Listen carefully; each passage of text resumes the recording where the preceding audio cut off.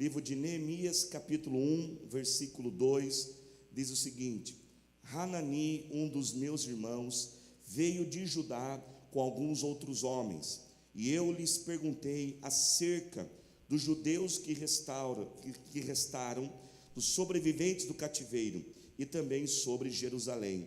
E eles me responderam: aqueles que sobreviveram ao cativeiro e estão lá na província passam por grande sofrimento e humilhação. O muro de Jerusalém foi derrubado e suas portas foram destruídas pelo fogo. Quando ouvi essas coisas, sentei-me e chorei. Passei dias lamentando, jejuando e orando a Deus dos céus. E agora nós vamos para o versículo 11. Senhor, que os teus ouvidos estejam atentos à oração deste teu servo e à oração dos teus servos que têm prazer em temer o teu nome. Faz com que hoje este teu servo seja bem sucedido, concedendo-lhe a benevolência deste homem. Nesta época eu era o copeiro do rei. Amém, igreja? Levante sua mão, diga comigo assim: o meu Deus. Diga mais forte: o meu Deus. Você não está gripado, irmãos, quem está gripado sou eu, então você pode dizer mais forte do que eu. Diga: o meu Deus tem o poder de tornar o impossível no possível. Diga bem forte: não há nada, não há ninguém que Ele não possa restaurar, consertar e fazer tudo novo. Você pode dar glória a Deus por isso, irmãos? Nós servimos a um Deus, pode aplaudir a Ele bem forte. Nós servimos a um Deus, irmãos, que pode fazer tudo novo, um Deus que pode restaurar. É isso que nos faz ser igreja. Servimos um Deus que tem o poder de restaurar. Não há nada na sua vida, não há ninguém que Deus não possa fazer tudo novo. Certo dia alguém perguntou para mim: pastor, por que o senhor é pastor? Por que a igreja existe? Por que pessoas servem a Deus? E eu respondi a ele: porque nós cremos que Ele pode fazer tudo novo. Há uma promessa, irmãos, de Deus para todos nós que estamos aqui, todos que ouvem essa mensagem online. Essa promessa também é para você e para nós. Essa promessa diz que aquele que está em Cristo é uma nova criatura. As coisas velhas se passam e tudo se faz novo. Não são algumas coisas, não são poucas coisas e nem muitas coisas podem se fazer novas, mas tudo pode se fazer novo. Amém, igreja? E a história de Neemias é uma história de restauração, é uma história de reconstrução de vida, é uma história de recuperar aquilo que estava destruído, aquilo que estava arrasado. Mas pastor, quem é Neemias? Pastor, quem que é este personagem? Nós vamos começar, irmãos, aqui entender um pouquinho mais desse personagem pelas próprias palavras do Neemias que nós lemos aqui no final do versículo 11. Neemias diz: naquela época eu era um copeiro do rei. Quem era, irmãos, Neemias? Neemias, irmãos, ele pertencia à família, ele era descendente dos judeus que foram tirados ali da região de Jerusalém e levados para a Babilônia durante o cativeiro, durante o exílio. Nós temos que lembrar, irmãos, que Deus jamais tira suas mãos sobre nós. Amém, igreja? Deus sempre está com as suas mãos para nos abençoar, nos proteger e nos guardar. Amém? Eu posso ouvir glória a Deus, igreja? Mas somos nós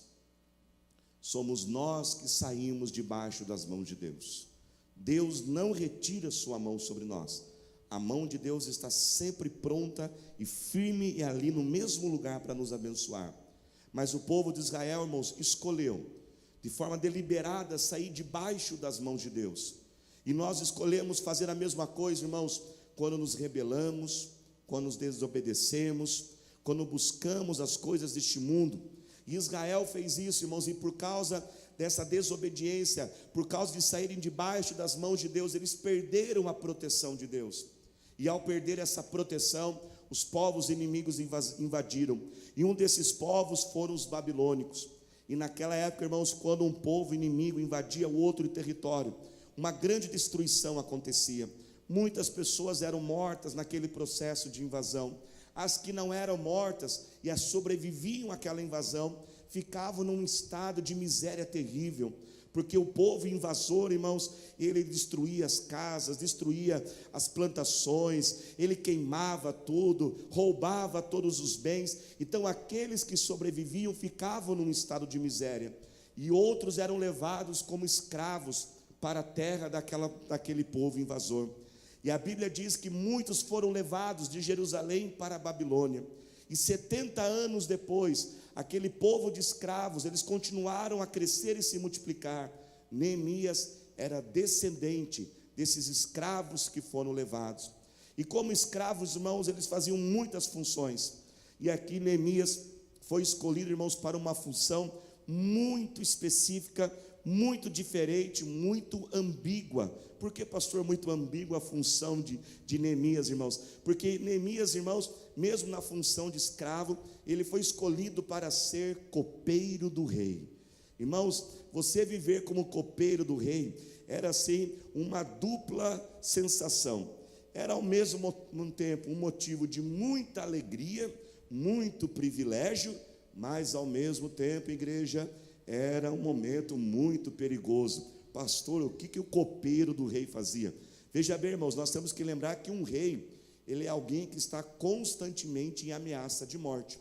O rei, ele é um alvo de muitos inimigos, e uma das formas de você matar um rei é envenenar a sua comida. Então o rei, ele não pode fazer o que a gente faz assim, sabe? Quando você fica passando assim, aí você vê aquele bolinho de cenoura assim, sabe, delicioso, aquela camadinha de chocolate por cima assim, e você fala, ai que vontade, é só um pedacinho, só um peda só, é só um peda, né? Aí você vai pegar só um pedacinho assim, ai que gostoso. Um rei não pode fazer isso, porque pode estar envenenado. Então o rei tem que ter alguém do lado dele 24 horas por dia. Se o rei acordar 3 horas de manhã, irmãos, com fome, para comer a pizza do dia anterior, gente, a pessoa tem que ficar do lado e aparecer. E aquela pessoa tem que testar a comida, irmãos, tem que provar primeiro. Então era uma função muito ambígua, porque o copeiro do rei vivia no palácio, vivia num lugar bacana, confortável, comia do bom e do melhor, mas, igreja, a cada refeição também podia ser a sua última refeição, né, irmãos? Já parou para pensar nisso? Né? O copeiro comia, o rei ficava olhando assim, não morreu, posso comer, né? E isso era Neemias, mas ele era descendente dos escravos e estava como escravo. E um dia chega uma notícia para Neemias. Alguém chega até Neemias com uma notícia e diz: Neemias, você sabe o estado de Jerusalém, a terra natal dos seus pais? Mesmo depois de 70 anos, já haviam passado 70 anos que Jerusalém tinha sido invadida, aquele povo ainda estava numa miséria. Eles não tinham reconstruído suas casas, não tinham superado a invasão, não tinham reconstruído os muros daquela cidade. Presta atenção, e quando Neemias ouve isso, ele sente, ele fica sentido, aquilo mexe com Neemias, aquilo entra dentro de Neemias, ele fala assim, não é possível, ainda estão desse jeito. E a Bíblia então diz que Neemias começa a orar e chorar, para Deus fazer alguma coisa, para Deus levantar uma pessoa, para Deus mudar aquela situação. Ele não se conforma com aquilo, irmãos, mas preste atenção nisso. Depois de 3 meses, quantos meses, igreja? 3 meses orando e jejuando, a oração que começou, Deus faz algo, Deus envia alguém, Deus levanta uma pessoa. Depois de 3 meses, a oração, Deus, usa a minha vida para reconstruir essa cidade, usa a minha vida, Senhor, toca o coração do rei, permita que o rei deixe eu voltar à minha cidade, permita que o rei me dê todos os recursos, permita, Deus, que o rei aprove essa situação. E Deus, irmãos, responde a oração de Neemias. Eu estou resumindo aqui a história. O rei um dia olha para Neemias e fala: Neemias, o que está acontecendo com você? E ele conta toda a história. E ele fala, o rei pergunta: Neemias, o que você quer? Eu quero voltar para Jerusalém, eu quero reconstruir aquela cidade. E a Bíblia diz que de forma sobrenatural, porque o nosso Deus é o Deus do impossível, Deus toca o coração daquele rei, permite Neemias deixar de ser copeiro, e ele volta para Jerusalém. E o rei dá dinheiro, dá material, dá pedra, dá cimento, equipamento, dá tudo o que ele precisa, a madeira, e ele volta, irmãos, e de forma sobrenatural, em 52 dias, Neemias reconstrói a cidade, os muros de Jerusalém. E tome posse dessa palavra: Deus vai acelerar bênçãos na sua vida. Deus vai fazer em pouco tempo aquilo que levou muito tempo para acontecer. Toma posse. Esse é o nosso Deus sobrenatural, irmãos. A história de Neemias é uma história de restauração. Você sabia que até hoje faculdades americanas, em seus cursos de liderança e de gestão, elas usam a história de Neemias como um estudo de caso, de como você liderar, desafiar, superar obstáculos, motivar pessoas, gerenciar projetos. Se você tem um sonho, se você tem vontade de crescer na vida, de ser um líder, de ser um gestor, estude a história de Neemias. É uma história fantástica da capacidade que Deus dá para nós. Um Deus de restauração, um Deus que pega aquilo que está quebrado e pode fazer tudo novo. Aonde você precisa hoje desse Deus na sua vida, aonde você precisa de um toque de Deus de restauração, talvez essa restauração é dentro de você, na tua alma, no teu coração. Quanto tempo faz que você não tem dias mais alegres, dias festivos? Talvez sem você descobrir a origem, não sabe como isso aconteceu, mas os seus dias se tornaram dias de desânimo, de tristeza. O Senhor não tem isso para você, porque Ele diz que a alegria do Senhor é a nossa força. E você tem falado: eu estou tão cansado, eu não tenho força. Na verdade não está faltando força, está faltando a alegria do Senhor na sua vida. É um Deus que restaura lares, reconcilia as pessoas. É um Deus que traz o perdão e o amor para dentro das famílias. É um Deus que restaura a nossa saúde física. É um Deus que restaura, irmãos, as nossas finanças. Talvez hoje você precise de uma reconstrução financeira, uma reconstrução de profissão, de carreiras, uma reconstrução do seu ministério, a reconstrução da tua vida espiritual. Neemias, irmãos, foi usado por Deus, mas há um detalhe na história de Neemias. Na verdade não é um pequeno detalhe, é algo muito grande, que algo é fascinante, que faz da história de Neemias uma história diferente praticamente de todas as outras histórias da Bíblia. Sabe, irmãos, o que tem diferente da história de Neemias? É que o próprio Deus nunca mandou Neemias para Jerusalém. Um anjo não chegou a Neemias, uma ordem de Deus não chegou para Neemias e falou: Neemias, eu te escolhi para isso. A decisão de fazer a diferença partiu do próprio Neemias, partiu dele. Ele olhou aquela situação em Jerusalém e viu como uma oportunidade de viver uma nova história na sua vida, de viver um ressignificado de propósitos. E Deus deu para nós uma palavra esse ano: Deus vai ressignificar propósitos na sua vida. Deus vai levantar você para fazer coisas que você jamais imaginava na sua vida.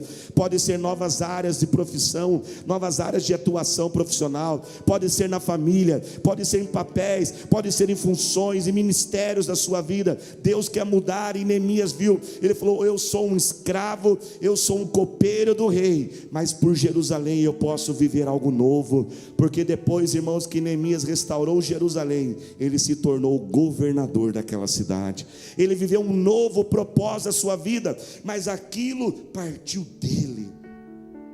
Neemias decidiu que ele seria o protagonista da sua própria história. E esse é o tema da mensagem nessa noite: protagonistas das suas próprias histórias. Numa história, você tem o protagonista e os coadjuvantes. Nos filmes, nas séries, nos doramas, né, irmãos, que está na moda agora. E eu tive que me render aos doramas, senão eu perdi a minha esposa. Ou era o dorama ou era a minha esposa, irmãos. Eu falei: vamos para o dorama mesmo. Não entendo nada, a história vai, a história volta. Eu durmo no meio, acordo no final. A pastora Thalita explica tudo de novo. Mas a gente segue lá firme, viu, gente? Em prol do casamento, né? Mas na história tem um coadjuvante. Tem aqueles que estão na história, mas ninguém sabe sobre eles direito. Mas toda história tem o protagonista. Eu fico imaginando, irmãos, quantas pessoas ouviram a mesma notícia. Quantos ouviram que Jerusalém estava nessa situação, mas não fizeram nada. Ouviram, entrou por um ouvido, saiu pelo outro, e até hoje ninguém sabe quem são essas pessoas. A primeira característica, irmãos, de um protagonista da sua história. E tome hoje uma decisão: eu vou ser o protagonista da minha família, da minha vida. Protagonistas, irmãos, eles não são indiferentes. Protagonistas, eles olham a situação e falam: eu vou resolver isso aqui, eu vou fazer algo sobre isso. Eles não ficam olhando, irmãos, aquilo que está talvez estragado, quebrado, arruinado, problemas, e simplesmente ignoram. Sabe por quê, irmãos? Uma das melhores formas de Deus ressignificar a sua vida, uma das melhores formas de Deus trazer novas direções e propósitos, Ele apresenta problemas para você resolver, situações que estão difíceis, enquanto todos os outros ignoram e dizem: eu já tenho os meus próprios problemas, eu já tenho assim a minha vida, a situação é assim mesma. Não, protagonistas, eles tomam uma decisão: as coisas não vão ficar desse jeito. A Bíblia diz: 1000 cairão ao meu lado, 10.000 à minha direita, mas eu não serei atingido. Quando a gente pensa nesse versículo, a gente pensa assim em tiroteio, né, irmãos? É bala voando, um cai, o outro não cai. Não, não, não. Quando a Bíblia diz: 1000 cairão ao meu lado, 10.000 à minha direita, sabe o que ele está dizendo? Eu não vou aceitar viver desse jeito. Hoje disse um conformismo geral: é normal, todo mundo tem um pouquinho de dívida. 1000 cairão ao meu lado, 10.000 à minha direita, mas eu não vou viver com dívidas. Eu vou viver o sobrenatural de Deus nas minhas finanças.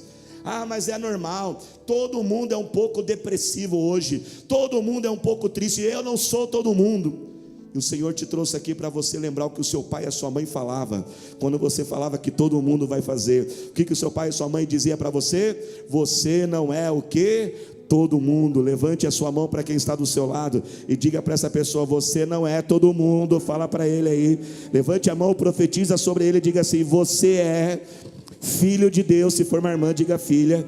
Levante para ele a sua mão e profetiza sobre ele, diga assim: você é protagonista da sua história. Você pode dar um tapinha na mãozinha dele aí e aplaudir ao Senhor Jesus. Cadê os protagonistas da sua história?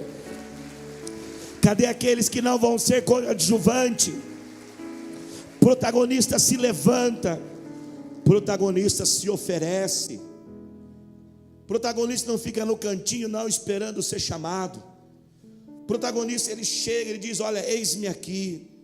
Ele toma uma decisão: eu vou viver tudo que Deus tem para a minha vida. Neemias, irmão, se tornou protagonista da vida dele. Essa mensagem chega a você porque Deus tem coisas para a sua vida que você nem imagina. Deus tem sonhos e planos para a sua vida que você não tem ideia. Protagonistas, irmãos, se levantam. Tome uma decisão hoje: eu vou viver tudo que Deus tem para a minha vida. Tome essa escolha. Protagonistas, irmãos, eles buscam a direção de Deus. A primeira coisa que Neemias fez, depois que ele ficou incomodado com aquilo, falou: não vou aceitar isso aqui, ele foi orar ao Senhor. Pastor, mas se eu me levantar para ser algo e Deus não tiver isso para a minha vida, não tem problema. Você ora e pede a direção de Deus. Se Deus falar que isso não é para você, suave, como diz os adolescentes, suave, fica tranquilo. Se Ele falar que não é para você fazer isso, não faça. Se Ele falar que essa porta é para você não entrar, não entre. Ele tem outra porta para a sua vida. Um dia o rei Davi quis ser protagonista, e o rei Davi falou assim: eu vou construir o primeiro templo para Deus. E falou: Deus, eu quero construir um templo para o Senhor. O que Deus falou para Davi? Não, Davi, você não vai. Isso aí para você eu não tenho. E Davi teve que aceitar aquilo. Então, ao você tomar a decisão de ser protagonista, busque a direção de Deus. E se Deus falar não, irmãos, fique em paz, fique tranquilo. Ele não está ali prejudicando você, Ele só está mostrando para você que tem algo melhor na sua vida. Mas igreja, se Ele disser sim, seja corajoso, seja forte, seja valente, porque se Ele falou que está com você, Ele está com você todos os dias da sua vida. Um dia Pedro quis ser protagonista. Um dia Pedro quis fazer algo que ninguém fez na história da humanidade. Pedro tomou uma decisão: eu vou ser o primeiro homem a surfar sem pranchas. E quando ele viu aquela tempestade, aquele barco, e ele vê Jesus, irmãos, a Bíblia diz que todos os discípulos estavam no barco, todos estavam, os 12 estavam lá. Mas Pedro falou assim: eu vou andar sobre as águas. Mas Pedro sabia que ele não podia sair andando sobre as águas assim, empolgadão, não. E aí ele chega para Jesus e fala: Jesus, se o Senhor quer que eu seja o primeiro homem da história a andar sobre as águas sem prancha, me manda andar. Pedro sabia que ele não poderia fazer nada sem uma palavra de Jesus. Ele já tinha aprendido. Lembra na pesca milagrosa em Lucas capítulo 5? Pedro, ele pesca a noite inteira, não consegue pescar nada, está frustrado. Jesus chega para ele e fala assim: volta para o mar, lança a rede de novo do outro lado. Pedro fala assim: porque o Senhor mandou fazer, eu vou fazer. E se o Senhor mandou fazer, vai dar certo. Ele já tinha aprendido, quando Deus fala: eu estou com você, eu estou com você, se levante, tome posse, entre nessa porta que eu estou abrindo, entre nessa solução deste problema, eu estou escolhendo você para ser protagonista. E Pedro, irmãos, andou sobre as águas. Os anos se passaram, 11 homens, um dia também estavam com o microfone pregando nas igrejas, e falavam assim: Deus é poderoso, Deus é poderoso, Deus é tão poderoso, que pode fazer alguém andar sobre as águas. 11 pregavam assim. Mas quando Pedro, irmãos, pregava, ele falava assim: Deus é poderoso para fazer homens andar sobre as águas, e fui eu o homem que andou sobre as águas. Você pode ser daqueles que contam história dos outros, você pode ser coadjuvante de uma história, ou você pode se levantar hoje e dizer: eu vou ser o protagonista da minha história. A partir de você começar uma nova história na sua família, você toma posse disso? Eu vou ser o primeiro empresário desta família. Meu casamento vai ser um casamento duradouro. E nessa família que não tem casamentos duradouros, nós vamos ter um casamento duradouro. E nós vamos ficar velhinhos juntos, de cabelo branco. E a gente vai ser uns velhinhos da hora, né? Nós vamos ser aqueles velhinhos chatos, mas não ficar juntos assim, um com o outro. Eu vou ser o primeiro da minha família a viver sonhos. Eu vou ser o primeiro da minha família a ter doutorado. Eu vou ser o primeiro da minha família a fazer intercâmbio no exterior. Eu vou ser o primeiro da minha família a morar num condomínio. Eu vou ser o primeiro da minha família a viver esse projeto, porque Deus escolheu você para ser protagonista. Encare os problemas, não fuja deles. Às vezes Deus está direcionando a sua vida, mas sabe como Ele está direcionando? Enviando um monte de problema na sua frente. Quantas pessoas lá na sua empresa estão ouvindo os problemas, estão ignorando, estão indiferentes? Seja atento aos problemas. Toda vez que alguém chegar até você e contar um problema, fique atento. Será que Deus não está indicando um caminho para você? Nessa empresa, talvez todo mundo reclama assim: nessa empresa, essa empresa gasta papel demais, essa empresa gasta papel demais, essa empresa gasta papel demais. Comece a pensar, um exemplo aqui aleatório: o que será que eu podia fazer para parar de gastar papel demais nessa empresa? Todo mundo reclama, todo mundo critica, todo mundo fica indiferente, mas protagonistas se levantam e dizem: eu vou buscar uma solução para este problema. Se coloque de pé glorificando ao Senhor Jesus. Protagonistas, irmãos, eles encaram a verdade. Para você fazer a diferença, você tem que encarar a verdade. Livro de João capítulo 8, verso 32 diz o seguinte: conhecereis a verdade, e a verdade vos libertará. Quando Neemias chegou, irmão, em Jerusalém, sabe o que Neemias fez? Durante os primeiros dias ele não saiu resolvendo as coisas, ele passou 3 dias inspecionando a cidade, chegando à raiz dos problemas. Toda a restauração, presta atenção nisso, ela parte quando nós encaramos a verdade, por mais difícil que ela seja. Não há cura, não há restauração de Deus aonde não tem a verdade. Tem que trazer a verdade à tona. O nosso Deus não é Deus de trevas, Ele é Deus de luz. Ele diz: uma lâmpada para os meus pés e uma luz para o meu caminho. Chegue à conclusão da verdade, encare ela e diga: quer saber do que? Eu preciso de ajuda. As coisas não estão legais aqui não. Eu preciso arrumar isso. Eu preciso colocar em ordem a minha vida. Sabe do que? Eu tenho uma fraqueza com isso. Talvez você vai ter que ser sincero e dizer: eu não tenho uma fraqueza, eu tenho um vício. Eu estou escravo disso e eu preciso ser liberto. Protagonistas não ficam encontrando culpados. Protagonistas não ficam encontrando desculpas. Neemias podia dizer: mas esse povo de Jerusalém é assim mesmo, a culpa deles, são os preguiçosos, por que não fizeram? Ele falou assim: eu vou partir para resolver isso. Protagonistas, eles encaram a verdade e eles se levantam, e Deus traz essa palavra porque Ele está aqui para restaurar a tua vida, para fazer tudo novo. Chega, Deus manda dizer: chega de remendo, chega de dar uma melhoradinha, chega das coisas melhorarem por um tempo e depois voltarem ao que era antes. Eu sei que há muitas pessoas ouvindo aqui essa mensagem estão cansadas de viver em círculo, cansadas de viver em alto e em baixo. Melhora, mas depois piora, melhora, mas depois piora. O seu Deus não é Deus de remendo, é um Deus que faz tudo novo, é um Deus que pega aquilo que está quebrado, até mesmo aquilo que está morto, e traz a vida, e a vida abundante. Levante as suas mãos e fale com o Senhor agora. Senhor nosso Deus, eterno Pai, fale com Deus agora e fala: Deus, eu tomo uma decisão hoje. Eu quero ser como Neemias, ó Pai.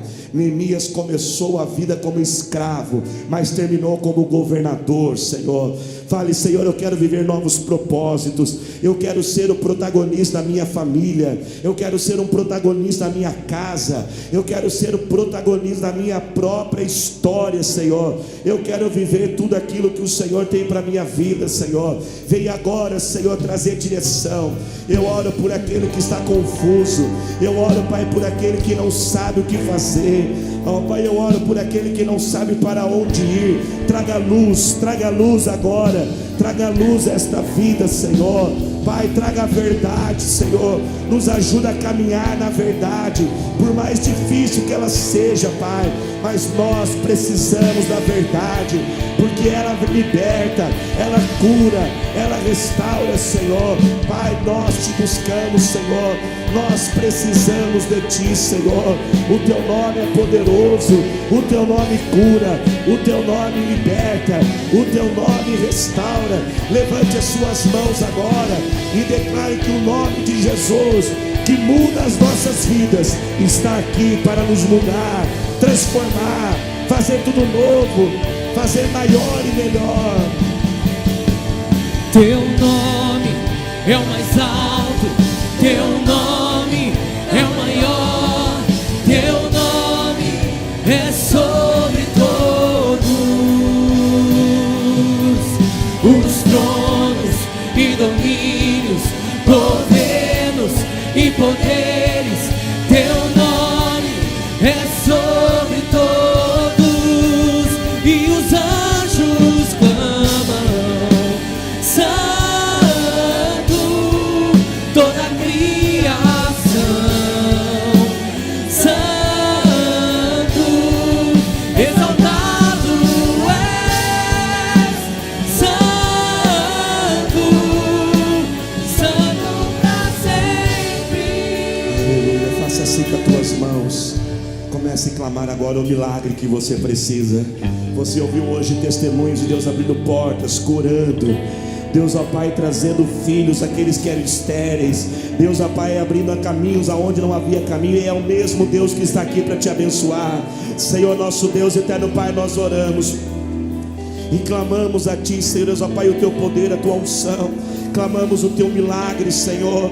Oh Deus, ó Pai, abra as portas, abra os caminhos agora. Nós declaramos cura sobre todas as enfermidades. Nós declaramos a cura agora, Deus, em nome do Senhor Jesus. Oh Pai, nós expulsamos as doenças, enfermidades. Eu te dou uma ordem agora: demônios de doenças, solta este corpo. Eu declaro cura sobre esta alma. Eu declaro libertação, Senhor, de relacionamentos, negócios, sociedades. Pai, eu declaro portas sendo abertas, aquilo que está travado, destravado. Deus manda dizer: eu estou acelerando a restauração. Você que pensa que vai levar muito tempo, você que pensa que vai levar muito tempo, Deus manda dizer: eu vou fazer mais rápido do que você imagina. Foram 70 anos de muros destruídos, mas em 52 dias Ele restaurou. Senhor, acelera, ó Deus, aumenta a nossa fé. Senhor, ó Pai, aqueles que precisam de força para esperar, força para superar, Senhor, declaramos a Ti, Senhor, vem com a Tua força agora, Deus, vem com a Tua força sobre Teus filhos, restaurando esses lares e essas vidas, Senhor.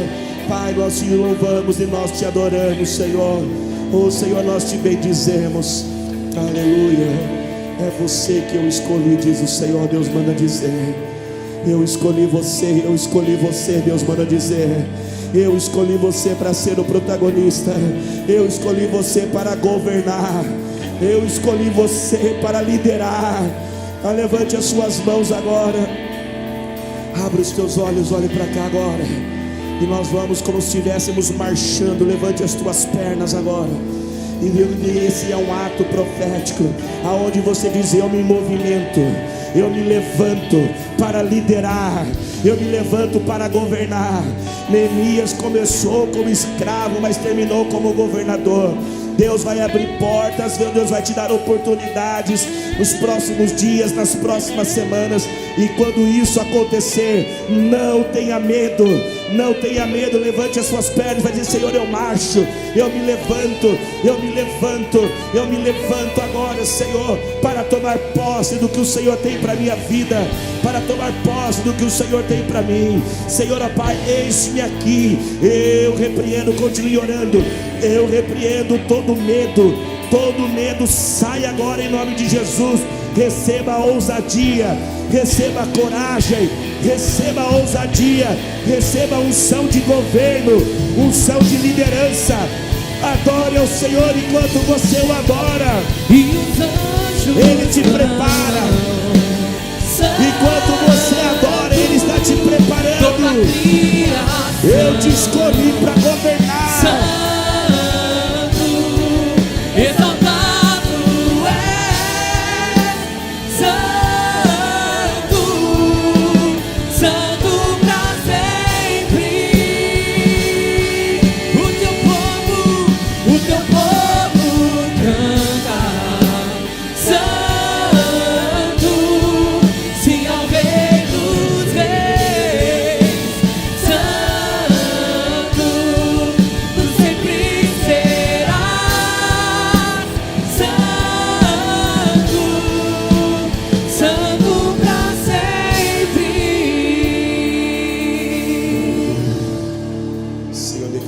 Tua proteção, Pai. Declaramos livramento sobre a nossa vida, Senhor. Clame agora a proteção do Senhor. Livra-nos, ó Pai, de todo mal. Livra-nos, ó Pai, daquilo que o Senhor não tem para nós, ó Pai. Se preciso for, feche portas que não é para nós, Senhor, mas não nos deixe entrar naquilo que o Senhor não tem para nós, mas naquilo que o Senhor nos escolheu. Derrama agora ousadia, coragem e força, Pai. Assim nós oramos e te agradecemos. Aleluia. Quem aqui tem um coração grato ao Senhor Jesus? Se você tem um coração grato ao Senhor, levante as suas mãos o mais alto que você puder e tome posse, igreja. Deus está chamando você para liderar e governar. Agradeça ao Senhor pela sua palavra. Obrigado, Pai, pela tua palavra, o teu amor. Obrigado pela nossa igreja, Senhor, todos que serviram para esses cultos acontecerem, Senhor. Obrigado pela minha família e tudo que o Senhor tem me dado, pouco ou muito, eu digo obrigado, Senhor. Declaramos, Pai, uma semana abençoada, de vitória, de conquistas, produtiva, livre do mal. Uma semana, Pai, de portas abertas e de boas notícias para todos nós.